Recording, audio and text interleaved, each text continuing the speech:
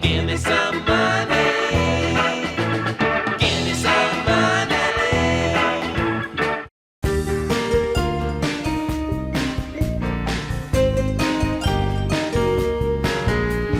I hope he's doing better today, though. I think he's dead, actually. What? No! No, we gotta let him know. That is the best punchline to it all. This kind of, it's all emotional. I hope he's doing better. I think he's dead. That's the best. Like, I'm not glad he's dead. Don't get me wrong. It's just like timing makes that hilarious. Red, help save the situation, please.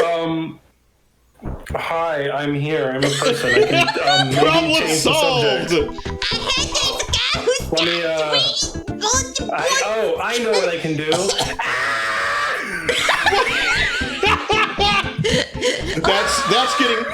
That's getting a drawing. That's getting a drawing to go with it. Very vibrating one. Uh-oh, the road's closed again, and so let's claim fame. I mean, I was sending you videos earlier. Fox is just screaming. That's true. Yeah. In character. Oh my goodness. I know what'll make me feel better. I'm gonna have some coffee.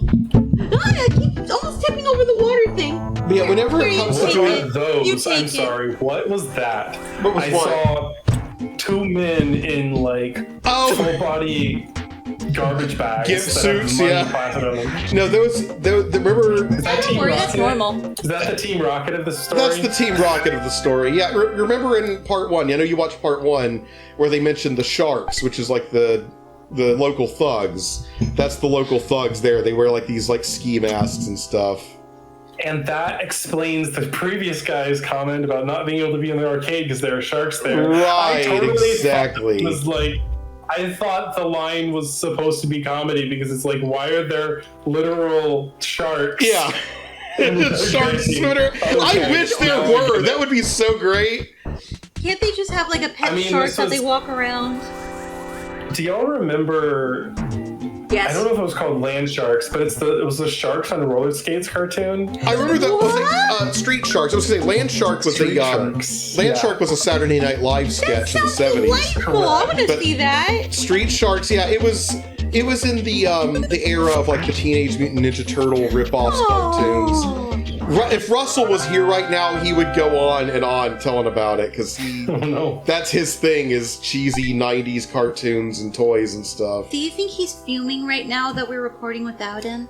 No, because Porky's not here. He wanted to do the voice of Porky, but Porky's not here to creep us all out. Well, we could just antagonize him and tell him that Porky's and purposefully make him mad for no good reason. Yeah. Like, boy, if only you'd been there. Well, we had to do all of Porky's lines. In fact, we removed the whole joke about him being a flirty pervert. It ruins everything. Yeah, instead he's a little... I got nothing. Little brat? No, little chunky butt? I was gonna say he was a little flake or twink, but... He's a little twink. Yeah, but then it's like, it's not Not quite... in the way you drew him. You drew him... I would say the opposite of twink, but he is not a bear at all. He's just uncomfortable. He's the size of a bear. When that night first he's a white person. Yes. He's Caucasian. You know, we were talking about, again, like what's the stereotype for white people and everything. Yeah. And that reminded me, because I was going to say that I get the benefit of the fact that my family's heritage is so absolutely like jumbled up and mixed up with so many things, and the people that I'm not related to are friends who are so close they're practically family.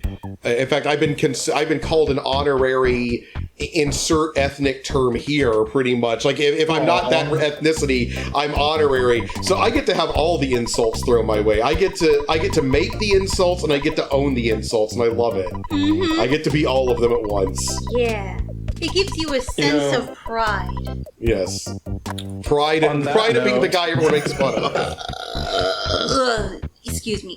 Bless you, Jazz. I Thank think you. that's your contribution. That is indeed her contribution to PlayStonkers. Thank you. Yeah, like, I apologize if my burping gets annoying. I blame my father for me burping so much because, like, we have, like, more of, like, a stomach acid thingy going on my dad's side of the family. And so, like, he burps a lot, I burp a lot. Like, excuse me. And it probably doesn't help that I'm also somewhat lactose intolerant and I have coffee creamer in my coffee and I drink that. Yeah. That's gonna make it so much worse. Well, at least it's not severe. Excuse me. She burps, starts talking about burping, and then in the middle of talking, she burps again. She's like, "Oh wait, sorry guys, I think I just threw up a little on my mouth." That pretty much sums up a conversation with Jazz. Yeah.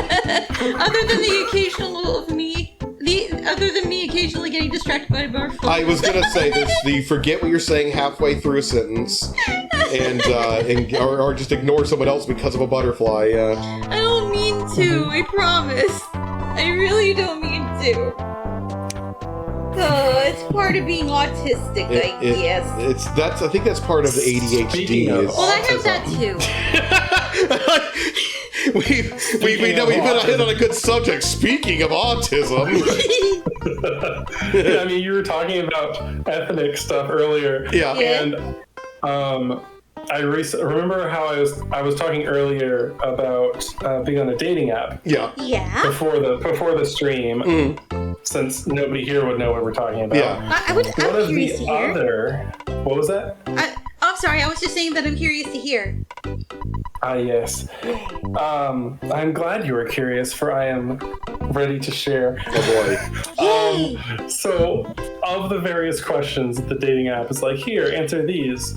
I don't remember what the prompt was, but I ended up writing something that, like, everywhere I go, I'm always the one who doesn't fit in. Aww. And that, like, even among, like, the weird kids, I get called the anomaly, which is actually a true story. I was hanging out with a house of folk who, like, not a single one of them,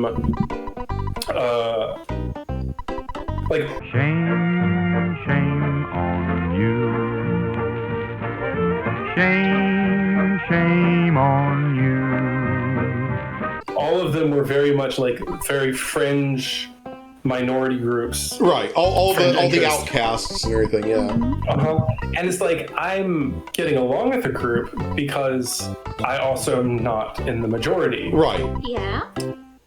But even in that group, at some point, one of the people there, the girl, turns to me and just says, "You're an anomaly." And I'm like, thanks. You know, this is actually something, and of course... so... Go on, I'm sorry, I thought you were done. What were you saying? I thought you were done. Continue. Well, the conclusion of the story, the punchline, is the fact that after writing that, I was like, I made this statement that's kind of funny in its audacity. Right. And I realized, but it's entirely true, which is everywhere I go, I'm the minority. And I'm a white male. You're the majority, but you're the minority, yeah. Oh my god. Like, I'm literally the one that people are like, you're the majority. And in some ways, technically, like biologically, sure, I'm an American majority. But it's like, when we're talking about ethnicities and we're talking about people groups, we're really more than biology. We're talking about culture. Right. We're talking about like the invisible things that really we should include personality in there. Right. And if we include my personality in the way I engage with cultures, I am always the minority in a group. You know, I was actually going to say, I hope though... you don't feel that way in this group. Yeah, well, I was going to say, you know, this is something we talked about in the group before, and I think we all relate to, that it is that difficult thing being, like, a Christian nerd, because, like, on a Venn diagram, you are not going to see those circles overlap very often. Like, Christian nerds are obviously very real, and it's... Oh, absolutely. I'm just saying that, like, they're two... I think we just have a hard time connecting. They are two subcultures that don't, like, overlap very often, and they generally do not like each other very much. So it can make things very difficult. I don't know. I think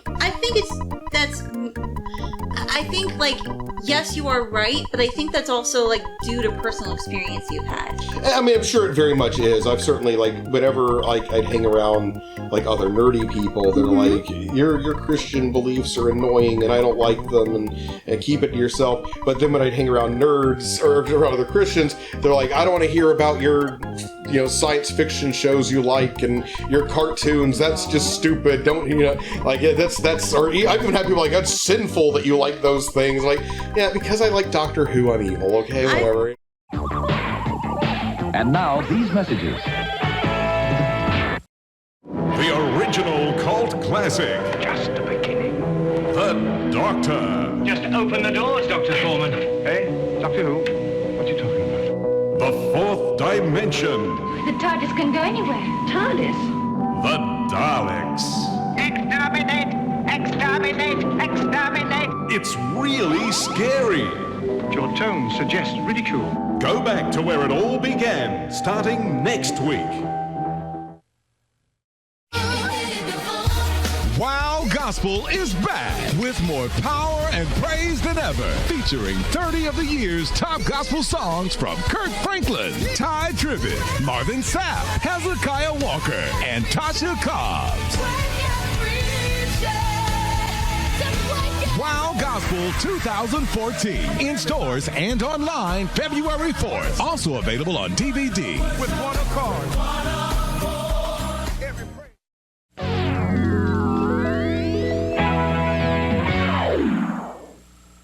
Yeah, because I like Doctor Who, I'm evil, okay, whatever, I've been fortunate enough to have grown up in a family that encouraged listening to that sort of stuff, especially on my mom's side of the family. Like, they especially loved hearing all the things that I had to ramble about. Probably because they didn't see me quite as often, and they were like, oh, it's Jazz! She's the one who always would wave hi to neighbors and everything, and that sort of thing. And I don't know. Oh yeah, that reminds me. I was considered the wild child of the family when I was itty-bitty. Was the wild child? Yeah.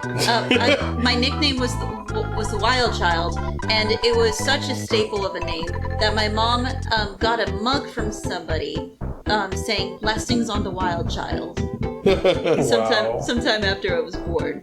And I deserved that name because when I was, before I turned 5 years old, there were a couple of times when I would walk around butt naked in the cul-de-sac. I think you're still very much the wild child. You don't walk around butt naked anymore, but you're still pretty wild. Look, all I'm saying is if I wouldn't get arrested... Well, it's like that line from The Simpsons. Look, kid, nobody likes wearing clothes. It's just something we gotta do, okay? What line? Say that again? It's in the Simpsons movie. Homer dares Bart to go skateboarding without any clothes on, and Bart gets arrested. And one of the cops that they're arresting says, "Look, kid, nobody likes wearing clothes, but it's something we all gotta do, okay?" Oh my goodness. Maybe he practices being a nudist at home. Practices. You gotta do it enough to be good at it. It's a skill, guys. Wait, Matt, you're clearly skipping over bits that you put in. Okay. I need to see that line again. No. Okay. You go back and look. Okay, so you guys are... Okay, so all three of the lines in this room are jokes. I mean, there's lots of jokes about the game, but like these I added in. This is a reference... This is a reference to, one, the story behind the making of this game, and the story behind the original hack of this game that I made. When Shigesate Itoi, I think that's how his name is pronounced, I could be wrong, when he pitched the game idea to Nintendo, Shigeru Miyamoto thought it was a bad idea and told him so, and apparently the guy, like, cried all the way home on the bus because Miyamoto told him it was not an interesting idea. And he's, like, EarthBound fans have, like, made him out to be the devil because of it. Really? And likewise, they made me out to be the devil for that really stupid, childish version of this hack that I made. I mean, this is still stupid and childish, whatever, but, like, they got way more mad at it than they should have, so this is the dialogue that I've now changed. One of these guys made some Japanese celebrity cry. The other guy made all of the celebrity's fans cry. I'm so disgusted I can't even decide which one is worse. Then when you talk over here, someone is complaining in Japanese. I just didn't think it was an interesting idea for a video game. Is that so wrong? It's my wonderful Miyamoto imitation. Matt, you're gonna get arrested. I don't care. I'm in here for making a sarcastic hack of a video game. Stupid? Yes, it is. Hell hath no fury like 1,000 Weeaboos Scorned. Oh no. Yeah, I did it and I'm proud. Mommy! I'm an antagonistic little turd. Yeah, but you're my antagonistic little turd. Video games! Video games! I like cottage cheese on bread! Not me, kid. You ever tried it? No. It's the latest craze in culinary circles. I like how you're the voice of both the girl and us. Hey, Red, why don't you do a voice here? Oh no! Oh no! Surprise, bro! Sorry. I have responsibilities. I thought I was just the passerby. Oh no! Well, you know, Jazz started doing a Squidward voice. So do this guy as Squidward. What if he doesn't want to do I don't know if I Squidward? can do Squidward. Just do a nasal voice. Just the best Squidward you can do. Do whatever the heck you want, bro.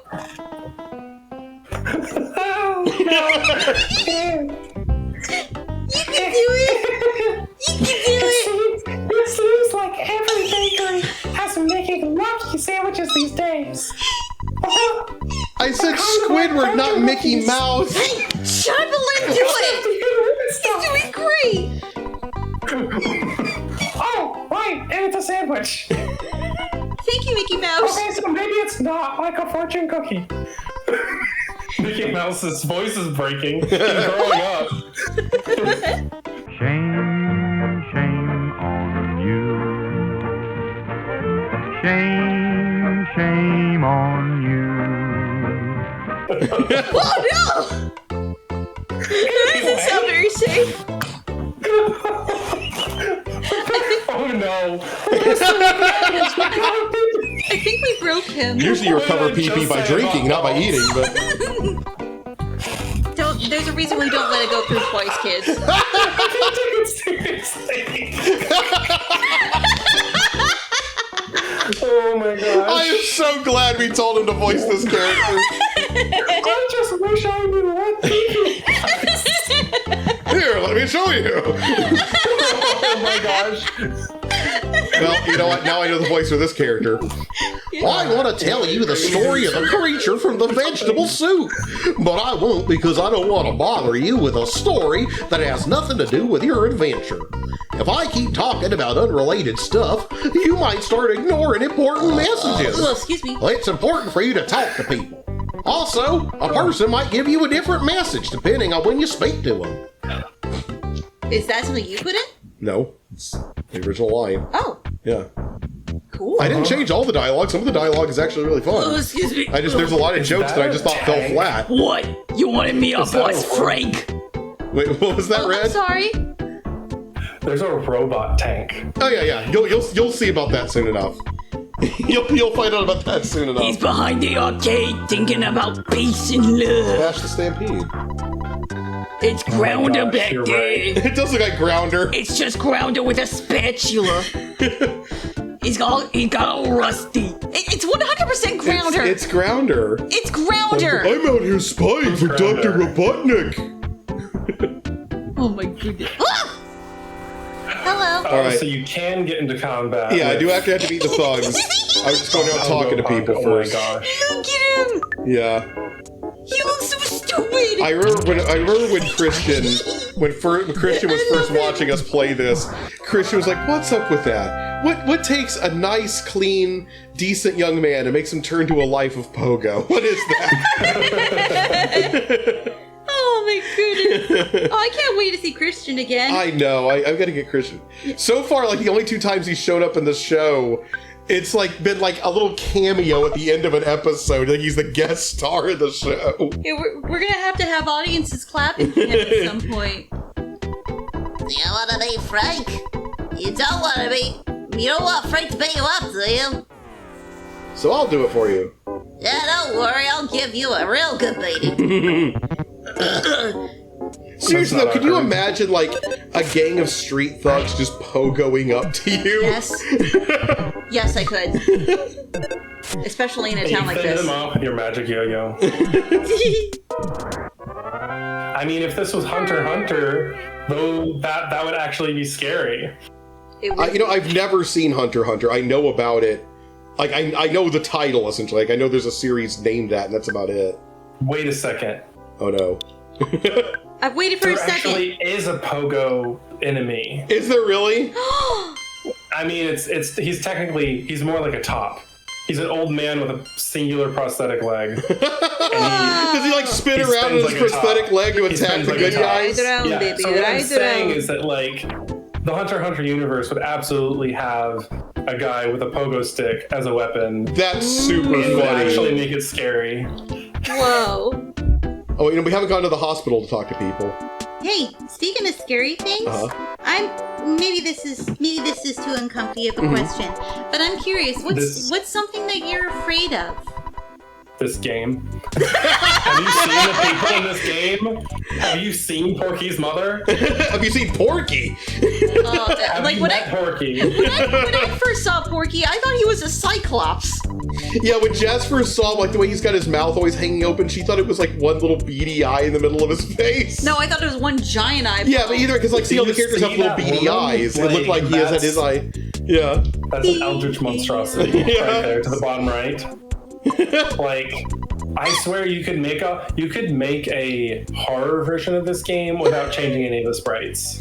Exactly. I was gonna say, the guy who created not EarthBound, so the guy who created Undertale, I was trying to say. Undertale, originally, one of the first things that Toby Fox made was a horror hack of this game. Are you sure? Yeah. It's not very good, but he did make it. We should play it on the show. He has long since denounced it. I don't want to play it on the show because there's a lot of bad language. He denounced it? He's denounced it since. Like, it's not good. Like he's pretty much been like, I'm ashamed of that thing. It's embarrassing. It's not very good. I remember playing it and like, ooh, this is rough. He didn't make it in his edgy teen years? Yeah, I mean, yeah, he did actually. It was kind of like the edgy thing. I mean, here's the thing. It is an impressive hack. Yeah? I mean, it is what he managed to do with it because EarthBound is not an easy game to hack. So it is impressive, but that doesn't mean it's good. It's kind of like when you hear like the whole thing about like, I don't know, this thing is noteworthy because it's the first thing to do this or that. Like, it's noteworthy that it's the first, but being the first doesn't mean you're good at it, It's bad and you should feel bad.